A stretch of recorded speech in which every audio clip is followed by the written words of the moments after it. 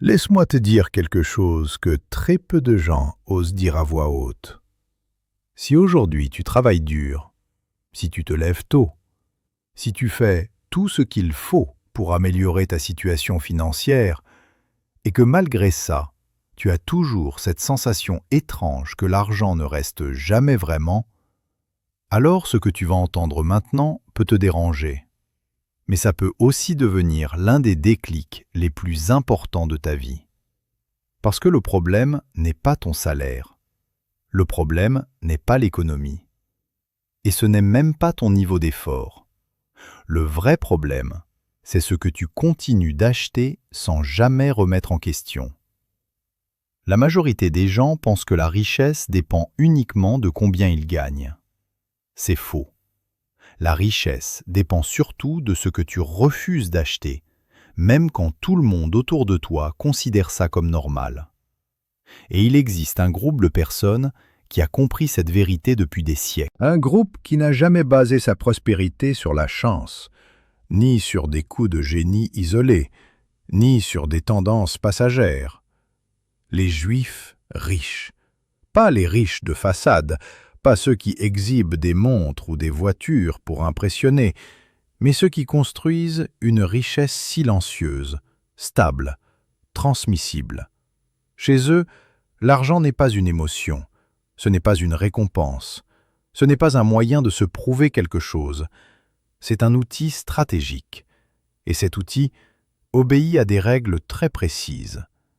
La plupart des gens achètent pour ressentir quelque chose, se sentir valorisé, se sentir intégré, se sentir au niveau, se sentir rassuré. Les Juifs riches, eux, achètent rarement pour ressentir. Ils achètent pour construire. Et avant chaque achat important, ils se posent une question simple, mais que presque personne ne se pose. Est-ce que cet achat me rapproche de la richesse ?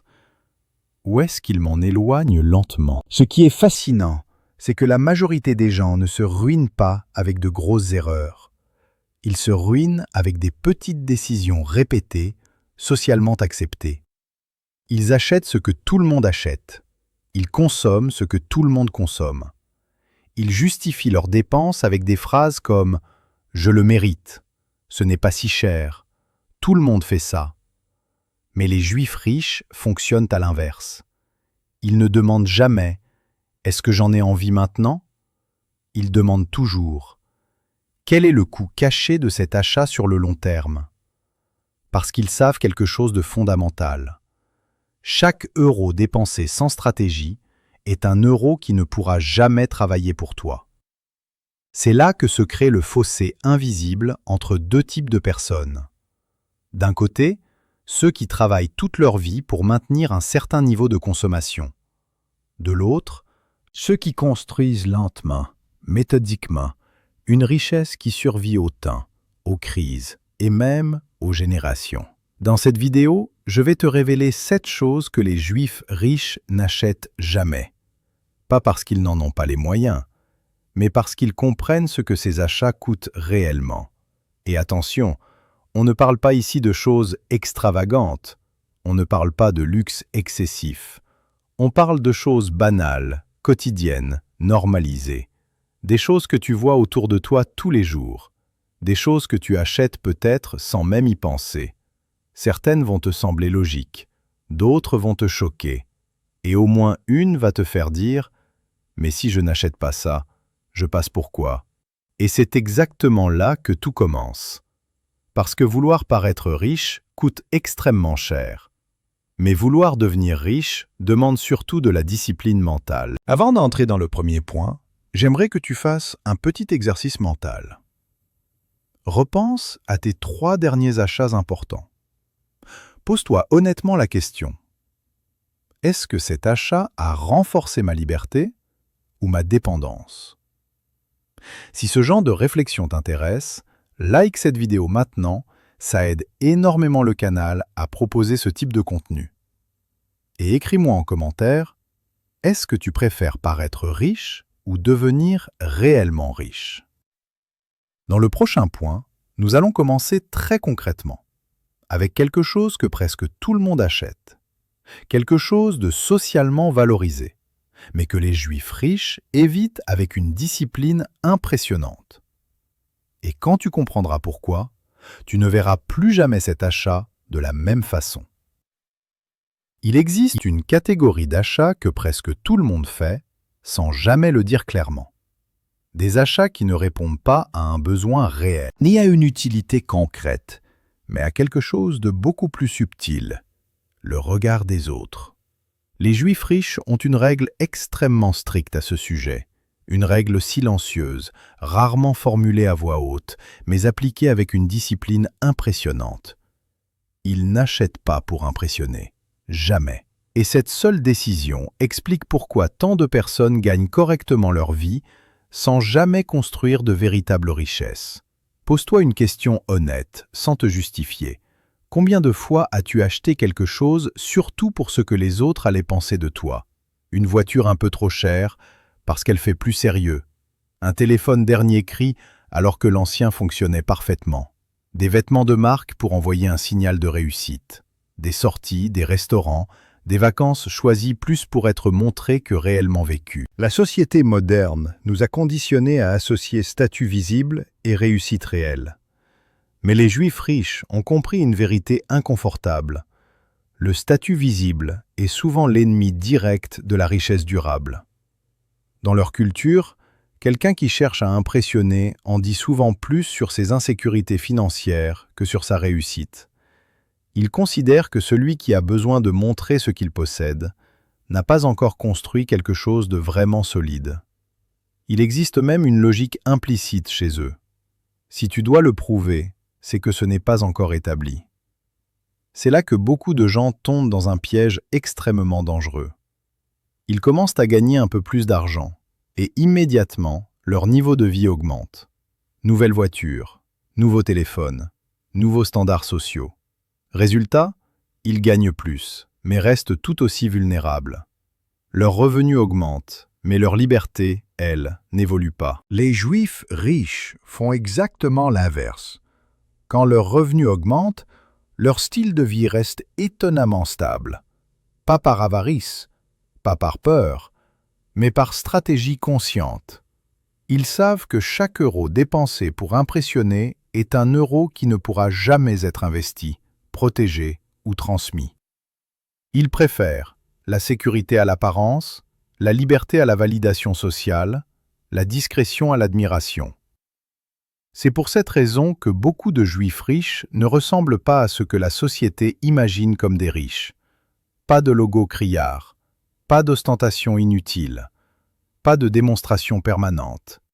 Ils n'ont rien à prouver.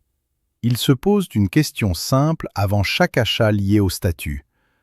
Si personne ne me voyait, est-ce que j'achèterais quand même? Si la réponse est non, l'achat est éliminé. Et cette discipline crée une différence colossale sur le long terme. Pendant que certains dépensent pour nourrir leur image, d'autres accumulent des actifs invisibles, des investissements, des compétences, des opportunités. Le plus dangereux avec les achats de statut, c'est qu'ils ne ruinent pas brutalement. Ils ruinent lentement, presque élégamment. Un abonnement ici, un crédit là, une habitude normale, une comparaison permanente avec les autres. Et sans t'en rendre compte, tu travailles surtout pour maintenir une image, pas pour construire une indépendance réelle.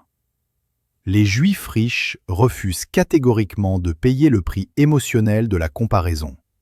Ils savent que vouloir être au niveau des autres est une course sans fin. Il y aura toujours quelqu'un avec plus visible, plus bruyant. Alors, ils sortent du jeu. Ils ne cherchent pas à paraître riches. Ils cherchent à être libres. Maintenant, prends une seconde pour réfléchir sincèrement. Si tu retirais complètement le regard des autres, quels achats disparaîtraient de ta vie? Cette question dérange, mais elle est aussi profondément libératrice. Si ce type de réflexion te parle, like cette vidéo pour soutenir ce genre de contenu sans filtre. Et écris-moi en commentaire quel est l'achat que tu fais surtout pour l'image. Dans le prochain point, on va parler d'un piège encore plus subtil. Un achat que beaucoup justifient par le confort, mais qui, en réalité, détruit lentement la capacité à construire une richesse durable. Et celui-là, presque tout le monde tombe dedans sans s'en rendre compte. Partie 3.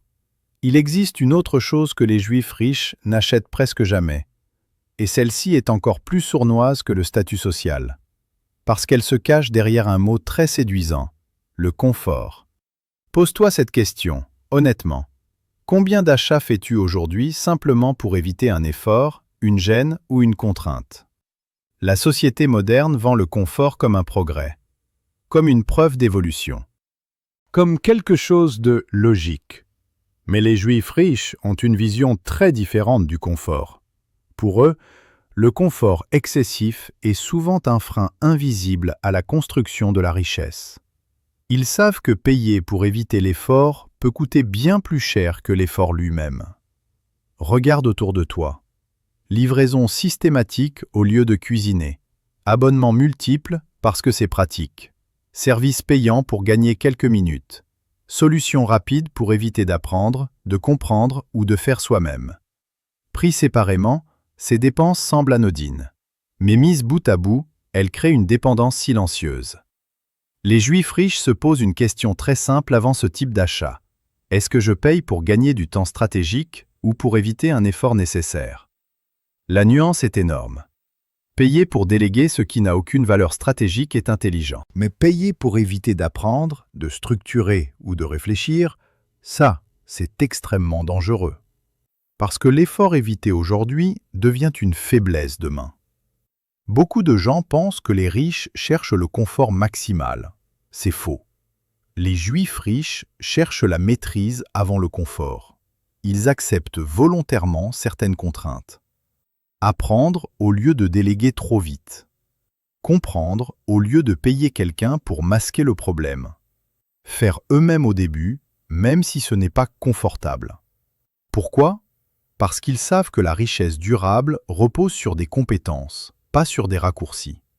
Le confort excessif crée une illusion dangereuse, celle de progresser alors qu'on stagne. Tu gagnes du temps, oui, mais tu perds de la capacité. Et à long terme, c'est cette capacité qui fait toute la différence. Les Juifs riches ont une discipline mentale très forte. Ils tolèrent l'inconfort temporaire pour éviter la dépendance permanente.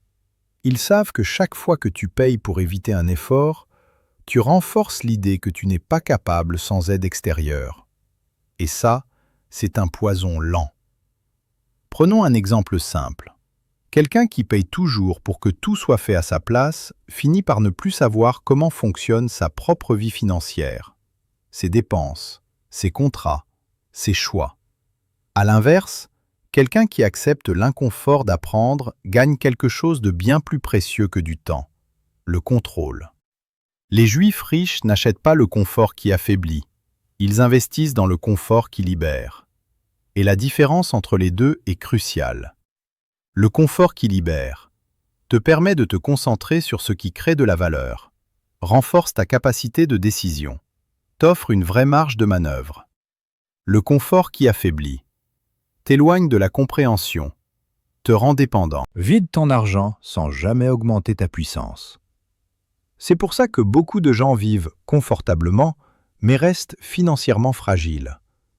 Ils ont tout pour être à l'aise, mais rien de solide. Les Juifs riches refusent cette logique. Ils savent que la vraie liberté ne vient pas de l'absence d'effort, mais de la capacité à choisir quand et comment faire un effort. Maintenant, pose-toi cette question essentielle. Quels achats fais-tu aujourd'hui uniquement pour éviter une difficulté que tu devrais peut-être affronter? Cette réflexion est inconfortable, mais elle est incroyablement puissante.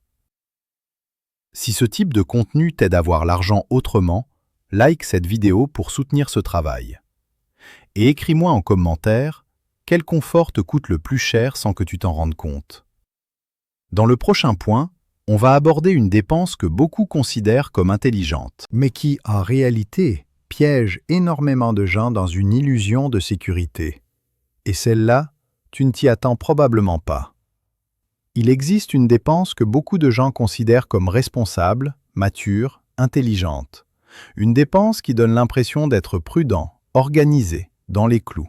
Mais les Juifs riches s'en méfient énormément, parce qu'ils savent une chose essentielle. Tout ce qui te rassure n'est pas forcément ce qui te protège. Pose-toi cette question, calmement. Combien d'achats fais-tu aujourd'hui principalement pour te sentir en sécurité? Des assurances excessives? Des garanties inutiles? Des options au cas où? Des abonnements de protection que tu n'utilises jamais? Des produits financiers complexes que tu ne comprends pas vraiment, mais qui te donnent l'impression d'être couvert. Pris individuellement, ces choix semblent raisonnables. Mais ensemble, ils créent une illusion dangereuse, celle d'être en sécurité, sans être réellement préparé. Les Juifs riches ont une vision très différente de la sécurité financière. Pour eux, la sécurité ne s'achète pas, elle se construit. Ils savent que payer pour se rassurer peut parfois masquer un manque de compréhension, de contrôle ou de stratégie. Ils se posent une question simple avant ce type de dépense. Est-ce que cette dépense réduit réellement mon risque ou est-ce qu'elle me donne juste l'impression d'être protégé? La nuance est cruciale, parce que beaucoup de gens confondent protection et tranquillisation. Ils payent pour calmer leur anxiété, pas pour renforcer leur position. Et l'anxiété est un mauvais conseiller financier. Les Juifs riches préfèrent investir dans la clarté plutôt que dans la promesse. Ils veulent comprendre exactement où va leur argent, quels sont les vrais risques, quelles sont les conséquences réelles de chaque décision. Ils évitent les solutions floues. Les produits opaques, les systèmes qu'ils ne maîtrisent pas. Pourquoi? Parce qu'une sécurité que tu ne comprends pas est une dépendance déguisée. Beaucoup de gens se sentent en sécurité parce qu'ils payent. Mais s'ils devaient expliquer précisément ce pourquoi ils payent, ils seraient incapables de le faire. Les Juifs riches trouvent cela extrêmement dangereux. Ils savent que la vraie sécurité financière repose sur 3 piliers: la compréhension, la liquidité, la capacité d'adaptation. Pas sur des promesses écrites en petits caractères. Ils préfèrent savoir exactement ce qu'ils peuvent perdre plutôt que croire qu'ils sont protégés contre tout. C'est pour ça qu'ils n'achètent presque jamais. Des protections excessives, des produits clés en main incompris, des garanties qui coûtent plus qu'elles ne couvrent. Ils savent que le monde change trop vite pour confier leur sécurité à des systèmes rigides. Et voici le piège principal de la fausse sécurité. Elle t'endort.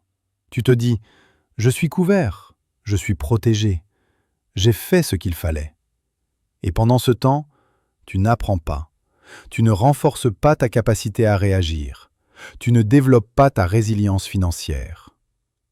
Les Juifs riches refusent cette passivité. Ils savent que la sécurité réelle ne vient pas de l'absence de risque, mais de la capacité à gérer le risque. Ils préfèrent une situation qu'ils comprennent parfaitement à une situation sécurisée mais opaque. Ils savent que le vrai danger n'est pas l'imprévu, c'est l'imprévu que tu ne comprends pas. Maintenant, prends un instant pour réfléchir. Quelles dépenses fais-tu aujourd'hui surtout pour te rassurer, sans vraiment savoir si elles te protègent? Cette question est inconfortable, mais elle est essentielle, parce que beaucoup de gens payent toute leur vie pour se sentir en sécurité, sans jamais devenir réellement solides. Si ce type de réflexion t'aide à reprendre le contrôle de ta vision financière, like cette vidéo pour soutenir ce contenu. Et écris-moi en commentaire quelle dépense te donne une impression de sécurité, sans certitude réelle. Dans le prochain point, on va parler d'un achat que la société présente comme une récompense bien méritée. Quelque chose que les gens s'offrent pour souffler, mais que les Juifs riches évitent avec une discipline impressionnante. Et tu vas comprendre pourquoi cette récompense coûte souvent très cher sur le long terme. Les récompenses émotionnelles, achetées pour se consoler. Il existe un type d'achat que presque personne n'ose remettre en question, parce qu'il est socialement accepté, encouragé même. La récompense émotionnelle. Cette dépense que tu fais après une période difficile, après une semaine stressante, après un effort intense. Je l'ai bien mérité. J'ai besoin de souffler. C'est juste pour me faire plaisir. Les Juifs riches font extrêmement attention à ce type d'achat. Pas parce qu'ils ne se font jamais plaisir, mais parce qu'ils savent que l'argent émotionnel est l'argent le plus dangereux. Pose-toi cette question sans te juger. Combien de fois achètes-tu quelque chose surtout pour changer ton état émotionnel? Un objet pour combler un vide. Une dépense pour apaiser une frustration. Une sortie coûteuse pour oublier une fatigue. Un achat impulsif pour ressentir une forme de contrôle. Le problème n'est pas l'achat en lui-même. Le problème, c'est le mécanisme. Les Juifs riches savent que lorsque l'émotion décide, la stratégie disparaît. Ils ont une règle mentale très simple. Si je suis fatigué, frustré ou stressé, je ne prends aucune décision financière. Parce qu'ils savent que l'argent utilisé comme médicament devient rapidement une dépendance. Beaucoup de gens utilisent l'argent pour se réguler émotionnellement, sans s'en rendre compte. Ils ne traitent pas la cause, ils traitent le symptôme. Et chaque petite récompense crée une association dangereuse. Souffrance égale dépense. Avec le temps, ce schéma devient automatique. Mauvaise journée, achat. Stress, dépense. Fatigue, plaisir immédiat. Les Juifs riches brisent ce cycle très tôt. Ils apprennent à dissocier émotion, argent, décision. Ils savent que la richesse se construit dans la stabilité émotionnelle, pas dans la compensation. Ils préfèrent investir dans ce qui améliore leur énergie à long terme, le repos réel, la clarté mentale, la structure de vie, pas dans des achats qui offrent un soulagement temporaire. Le piège des récompenses émotionnelles, c'est qu'elles donnent l'illusion de prendre soin de soi, alors qu'elles affaiblissent la discipline financière. Beaucoup de gens ne sont pas pauvres par manque de revenus, ils sont pauvres par épuisement émotionnel mal géré. Les Juifs riches comprennent que protéger son argent commence par protéger son état intérieur. Ils se posent une question très simple avant ce type d'achat. Est-ce que cet achat résout quelque chose ou est-ce qu'il me distrait? Si c'est une distraction, ils passent. Ils savent que le vrai plaisir n'a pas besoin d'être cher et que le vrai repos n'est pas à vendre. Maintenant, réfléchis honnêtement. Quel achat fais-tu le plus souvent quand tu es fatigué, stressé ou frustré? Cette question est puissante parce qu'elle révèle la relation émotionnelle que tu entretiens avec l'argent. Si ce contenu t'aide à reprendre le contrôle de tes décisions financières, like cette vidéo pour soutenir ce travail. Et écris-moi en commentaire quelles dépenses fais-tu surtout pour te consoler. Dans le prochain point, on va parler d'un achat que beaucoup considèrent comme un investissement sur soi. Quelque chose qui semble intelligent, valorisant, mais que les Juifs riches analysent avec beaucoup plus de prudence que tu ne l'imagines. Et celui-là, il fait énormément de dégâts financiers sans que personne n'en parle. Il existe une dépense que beaucoup de gens défendent avec une conviction presque sacrée. Une dépense qui paraît intelligente, responsable, valorisante. Une dépense que personne n'ose vraiment remettre en question. J'investis sur moi. Les Juifs riches sont extrêmement prudents avec ce type d'achat. Pas parce qu'ils rejettent l'apprentissage ou le développement personnel, mais parce qu'ils savent une chose simple et fondamentale. Un investissement qui ne produit aucun résultat mesurable n'est pas un investissement. C'est une dépense bien déguisée. Pose-toi cette question honnêtement, sans chercher d'excuses. Combien d'argent as-tu déjà dépensé pour t'améliorer sans que ta situation réelle ne change concrètement? Des formations achetées avec enthousiasme, puis abandonnées à mi-parcours? Des livres accumulés comme des trophées d'intention? Des programmes, des coachings, des méthodes promettant une transformation rapide, mais qui ont surtout entretenu l'espoir, pas les résultats. Le problème n'est pas d'apprendre. Le problème, c'est d'acheter l'illusion du progrès. Les Juifs riches font une distinction très claire entre deux dynamiques. Apprendre pour se rassurer, apprendre pour produire un résultat. Et cette différence change absolument tout. Ils ont une règle mentale très stricte. Si je paie pour apprendre quelque chose, je dois pouvoir l'appliquer immédiatement. Pas un jour, pas quand je serai prêt, maintenant. Ils n'achètent pas de connaissances abstraites, ils achètent de la capacité utilisable. Avant chaque achat de ce type, ils se posent systématiquement les mêmes questions.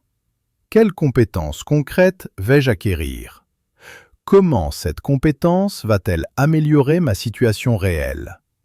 Dans combien de temps puis-je mesurer un résultat tangible? Si les réponses sont vagues, floues ou émotionnelles, ils n'achètent pas. Beaucoup de gens confondent information et transformation. Ils consomment du savoir comme on consomme du contenu. Ça stimule, ça rassure, ça donne l'impression d'avancer. Mais leur réalité financière, professionnelle ou personnelle, reste inchangée. Les Juifs riches refusent ce piège. Ils savent que l'accumulation de connaissances sans application renforce l'identité, mais pas la puissance réelle. Ils préfèrent apprendre moins, mais agir immédiatement. Prenons un exemple simple et concret. Deux personnes achètent la même formation. La première consomme tout le contenu, prend des notes, souligne, réfléchit, mais n'applique rien, parce que ce n'est pas encore parfait. La seconde ne consomme que 20% du contenu, mais applique dès la première semaine, teste, ajuste, corrige. Un mois plus tard, une seule a changé sa situation. Les Juifs riches fonctionnent comme la seconde. Ils savent que l'action imparfaite vaut toujours plus que la compréhension parfaite. C'est pour cette raison qu'ils investissent prioritairement dans des compétences directement monétisables, des savoirs qu'ils peuvent transférer à d'autres contextes, des outils qu'ils peuvent réutiliser sur plusieurs années.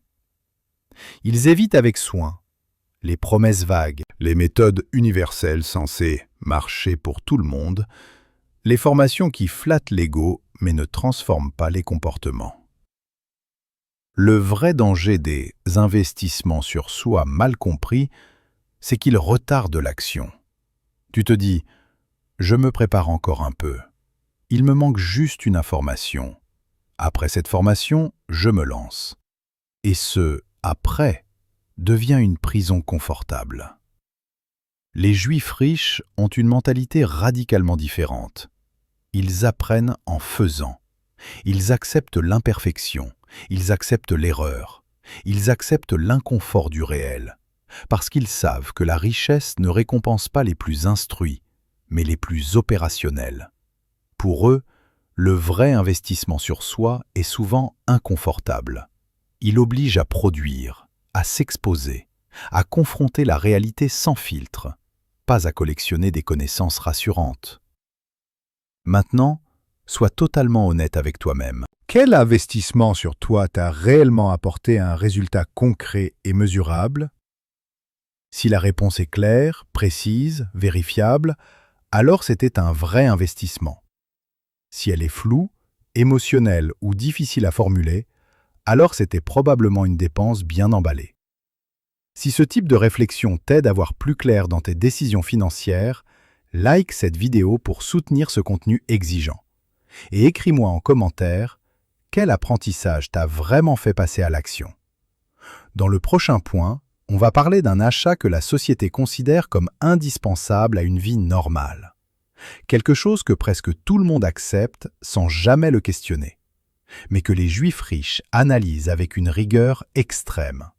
Et celui-là, il coûte beaucoup plus cher à long terme que tu ne l'imagines.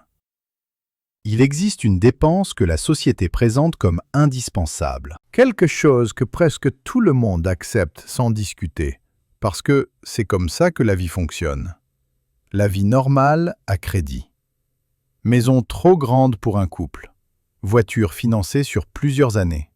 Abonnement empilé parce que tout le monde en a. Crédit lissé pour que ça passe tous les mois. Les Juifs riches se méfient énormément de cette normalité. Pas parce qu'ils refusent le confort ou la stabilité, mais parce qu'ils savent que la stabilité apparente peut cacher une fragilité profonde. Pose-toi cette question, sans détour. Combien de décisions financières prends-tu aujourd'hui uniquement pour correspondre à une idée de vie normale. La société t'a appris qu'être adulte, responsable et sérieux, c'est payer des mensualités, avoir des engagements fixes, montrer que tu es installé. Mais les Juifs riches ont une lecture totalement différente. Pour eux, la normalité n'est pas un objectif. La liberté, oui. Ils savent que chaque engagement à long terme réduit ta marge de manœuvre. Chaque mensualité te vole une option future. Chaque crédit te lie à un rythme que tu n'as peut-être pas choisi consciemment. Ils se posent une question clé avant tout engagement. Est-ce que cette dépense augmente ma stabilité réelle ou seulement mon image de stabilité? Parce qu'il y a une énorme différence entre être stable et paraître stable. Beaucoup de gens vivent dans des structures qui les rassurent socialement, mais qui les étouffent financièrement. Ils ont une maison, une voiture, une routine, mais aucune flexibilité. Les Juifs riches refusent de sacrifier la flexibilité sur l'autel de la normalité. Ils savent que la vie change, que les opportunités apparaissent souvent là où on ne les attend pas, et que celui qui est trop engagé ne peut pas saisir ces opportunités. Le piège de la vie normale, c'est qu'elle est présentée comme une réussite, alors qu'elle est parfois une prison bien décorée. Ils observent quelque chose que peu de gens voient. Ce ne sont pas les grosses dépenses qui ruinent le plus, mais les engagements fixes qui empêchent d'évoluer. Ils préfèrent une structure légère, des charges maîtrisées, une capacité de mouvement rapide, plutôt qu'un confort rigide financé par la dépendance. Les Juifs riches savent que la richesse durable demande de la respiration financière, de l'espace, du jeu, de la marge. Pas une vie parfaitement remplie de mensualités. Ils acceptent parfois de vivre en dessous de ce que leurs revenus permettraient, non pas par peur, mais pour conserver une puissance invisible, la capacité de dire non, de changer, de se repositionner. Maintenant, réfléchis sincèrement. Quelle dépense maintiens-tu aujourd'hui uniquement parce qu'elle donne une image de stabilité? Cette question est inconfortable, mais elle est libératrice. Parce que beaucoup de gens confondent stabilité et immobilité, sécurité et dépendance, normalité et réussite. Les Juifs riches font l'inverse. Ils ne construisent pas une vie normale, ils construisent une vie adaptable. Si ce contenu t'aide à remettre en question des normes que personne n'ose questionner, like cette vidéo pour soutenir ce travail. Et écris-moi en commentaire, quelles dépenses maintiens-tu surtout pour paraître stable?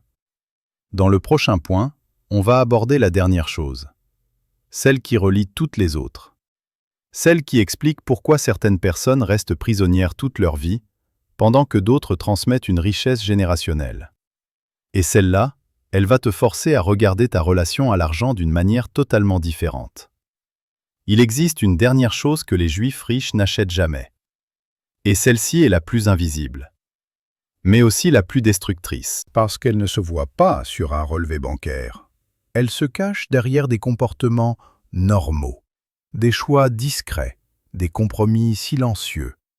Ils n'achètent pas l'approbation, ni celle de la famille, ni celle des amis, ni celle de la société. Pose-toi cette question profondément.